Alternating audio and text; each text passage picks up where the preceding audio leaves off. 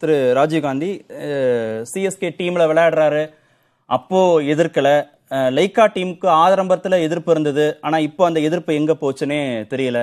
அப்ப நிலைப்பாடுகள் எடுக்கிற போது அதுல ஒரு உள்நோக்கம் இருக்கு, வேணுங்கிற போது ஒரு முடிவையும் வேண்டாங்கிற போது ஒரு முடிவையும் எடுக்கிறாங்க அப்படின்னு சொல்றாரு. அதுலயும் நியாயம் இருக்கே. இந்த பிரச்சனையை தமிழ் தேசிய சக்திகள் வெறுமன கருத்துரிமையோடு நான் பொருத்தி பார்க்க விரும்பல. அதற்கு மாறாக நீதி கேட்டு நாங்கள் நடத்துகிற நீண்ட நெடிய போராட்டத்தை தொடர்ச்சியாக தான் பார்க்குறேன். எங்கே நீதி கேட்டு நடத்துனீங்க, எப்படி நடத்துனீங்க அப்படிங்கிற கேள்வி எங்களை நோக்கி வைக்கிற போது நாங்கள் ஆதாரத்தோடு நிரூபிக்க தயாராக இருக்கிறோம். ஐநா மன்றம் உட்பட இன்று வரை நாங்கள் தொடர்ந்து பேசிக் கொண்டிருக்கிற விஷயம், போர் என்றால் மக்கள் சாகத்தான் செய்வார்கள் என்று மரியாதைக்குரிய இவர் முத்தியாமுரளிதரன் சொல்கிறார். எங்களுடைய வாதங்கள் அதில் தான் தொடங்க விரும்புகிறேன். போரில் 1,76,000 மக்கள் கொல்லப்பட்டார்கள், அதில் எத்தனை சிங்களவர்கள் இருந்தார்கள் என்கிற கேள்வியில் தொடங்கி, விதவையாக்கப்பட்ட 89,000 பெண்களில் எத்தனை சிங்கள பெண்கள் இருந்தார்கள் என்று தொடங்கி, இடைநிற்றலில் கல்வியை இடையில் நிறுத்திய 1,20,000 மாணவர்களில் எத்தனை சிங்கள மாணவர்கள் இருந்தார்கள் என்று தொடங்கி, காணி பறிக்கப்பட்ட 4 லட்சம் ஏக்கர் நிலங்களில் எத்தனை சிங்களருடைய நிலங்கள் இருந்தது, எத்தனை புத்தகார்கள் இடிக்கப்பட்டது, இது திட்டமிட்டு சிங்கள அரசு நடத்திய இனப்படுகொலை என்பதை நாங்கள் சொல்லவில்லை. ஐநா சபையில் நான் உட்பட தமிழ் தேசிய சக்திகள், ஜனநாயகத்தை விரும்புகிற அமைப்புகள், உலகில் இருக்கிற ஜனநாயகத்தை விரும்புகிறவர்கள் அத்தனை பேரும் இலங்கையில் நடந்தது திட்டமிட்ட இனப்படுகொலை என்று இன்று வரை நீதி கேட்டு அதற்கான வழக்கை நடத்தி கொண்டிருக்க வழக்கறிஞர்கள் நான் ஒருவன். எங்களுடைய வாதங்கள் என்னவென்றால், இது சரி, அதுக்காக நீங்க முத்தியாமுலை எதிர்க்கலாமா, நீங்க எப்படி உடனே ஒரு படமே வெளியே வரல கருத்து சொல்லாமங்கிறது. நான் ஒரு முக்கியமான ஆதாரத்தோட இங்க உட்கார்ந்திருக்கேன். இந்த படம் வருவதற்கு முன்பு முத்தியாமுரளிதரனுடைய வளர்ந்த உருவத்தில் நடிக்க மரியாதைக்குரிய மக்கள் செல்வன் என்று போற்றப்படுகிற விஜய் சேதுபதி ஒப்புக்கொள்கிறார். அவருடைய இளைய உருவத்தில் நடிப்பதற்கு யாரிடம் பேசப்பட்டதென்றால், அசுரன் படத்தில் நடித்த மரியாதைக்குரிய DJ அருணாச்சலம் என்பவரிடம். அவரிடம் தான் முத்தியாமுரளியுடைய அந்த பாலிய வயது. அவரிடம் போய் இந்த சினிமா நிறுவனம் அவரிடம் கதையை சொல்கிறது. அவரை சொல்கிறார், இதற்கான ஆதாரத்தை இப்போது காட்ட விரும்புகிறேன். அவர் மிக தெளிவாக சொல்கிறார், நான் படிக்கிறேன். DJ said no to Vijay Sethupathi Muralidharan topic because I am politics. அவர் சொல்றாரு, நான் இந்தியாவிற்கு வந்தேன், அந்த தயாரிப்பாளர் நிறுவனத்தை சந்தித்தேன், கதையை கேட்டேன், அந்த கதையில் சொல்லப்பட்ட விஷயங்கள் முழுக்க ஈழத்தமிழர்களுக்கு எதிராகவும் அவர்களின் போராட்டம் நியாயமற்றது என்று நேரட்டிவ் செய்யப்பட்டது, சித்தரிக்கப்பட்டது. எங்களுடைய அம்மா ஒரு தமிழர் என்கிற முறையிலும், நான் ஒரு மலேசியாவில் பிறந்த தமிழர் என்கிற முறையிலும் தார்மீக ரீதியில் இந்த படத்தில் நடிக்க முடியாது, இது ஈழத்துக்கு எதிரான கருத்து என்று நாங்கள் சொல்லவில்லை. கதையை கேட்ட பாலிய வயதில் நடிக்க ஒத்துக்கொண்ட DJ அருணாச்சலம் என்கிற ஒரு கலைஞர் சொல்லியிருக்கிறான். இதெல்லாம் எடுக்க விரும்புகிறோம். இந்த அக்கறை ஏன் முத்தியாமுரளிதரன் வரவில்லை, நாங்கள் வராது என்கிறோம். மரியாதைக்குரிய அண்ணன் வன்னியரசு பேசும்போது சொன்னார், முதலில் முத்தியாமுரளிதரன் ஈழத்தமிழர் இல்லை, முத்தியாமுரளிதரன் ஈழத்தமிழர் வழி தெரியாது, அவர் ஒரு மலையக தமிழர்.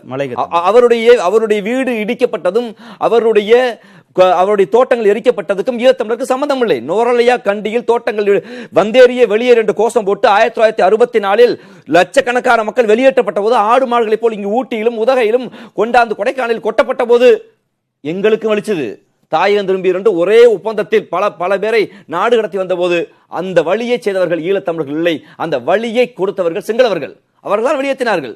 சிங்களவர்களுக்கு எதிராக பேச வேண்டிய முத்தியாமுரளிதரன் தமிழருக்கு எதிராக நிற்கிற போது எங்களுக்கு ஒரு அச்சம் இருக்கு. இது கருத்து சுதந்திரமா, ஒரு படத்துக்கு எதிராக நீங்க பேசுறீங்க, ஒரு படைப்புக்கு எதிராக பேசுறீங்க, நாடகம் மாறுறீங்க. நான் எப்படி பாக்குறேன்னா, நாங்க உலகம் முழுக்க நீதி கேட்டு போராடுறோம்.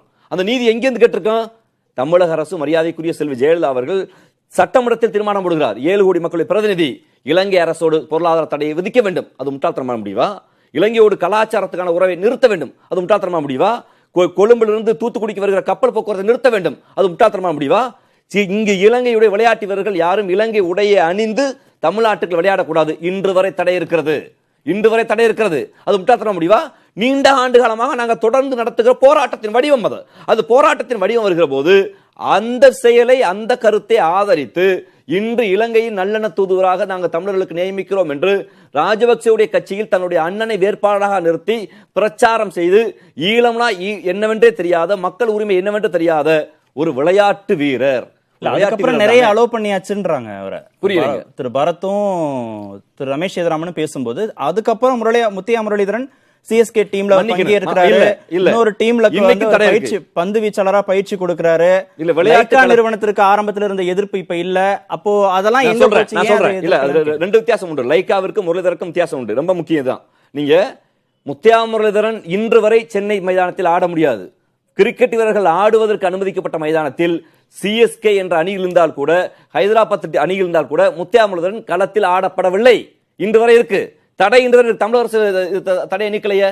இன்னொன்று, லைக்கா நிறுவனம் ஒரு ஈழத்தமிழர் என்றுதான் சொல்லப்பட்டது. இன்னைக்கு ஒரு ஈழத்தமிழர் தான் அவர் சிங்களருடைய படம் ஈழத்தமிழர். அந்த விவாதங்களே நீங்க கூர்ந்து ஆராயணும். நான் அதை விட்டுட்டு நான் வர்றேன். நீங்க ஒரு என்ன சொல்றீங்க, ஒரு படைப்புங்க, ஒரு கிரிக்கெட்டரை பாருங்கன்னு.